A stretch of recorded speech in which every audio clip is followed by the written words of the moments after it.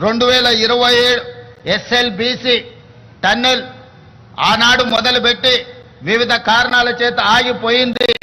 ఈ రోజు SLBC tunnel పూర్తి చేస్తే కృష్ణానది జలాలలో మన వాటాలను వినియోగించడమే కాదు, నల్గొండ జిల్లాలో ఉన్న ఫ్లోరైడ్ సమస్యను పరిష్కరించడమే కాకుండా 3,60,000 ఎకరాలకు సాగునీరును అందించి నల్గొండ జిల్లాను పట్టి పీడిస్తున్న ఫ్లోరైడ్ సమస్యను పరిష్కరించడానికి ఎస్ఎల్బిసి టన్నెల్ పూర్తి చేయాలి.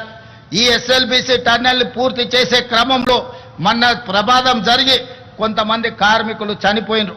ఆ కార్మికుల కుటుంబాలకు 25 లక్షల రూపాయల నష్టపరిహారం ఇవ్వడమే కాకుండా తిరిగి ఆ పన్నులను ప్రారంభించడానికి ఎస్ఎల్బిసి టన్నెల్ని 2027 డిసెంబర్ 9లోగా పూర్తి చేసి తెలంగాణ రైతాంగానికి అంకితం చేయాలని, నల్గొండ ఫ్లోరైడ్ బాధితులను ఆదుకోవాలని ఒక సంకల్పంతో మేము ముందుకు వెళ్తున్నాం.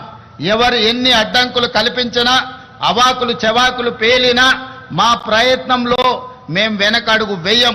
సమస్యలు వచ్చినప్పుడు నిటారుగా నిలబడి ఆ సమస్యల్ని అడ్డుకుంటాం, ఆ సమస్యల్ని పరిష్కరించుకుంటాం.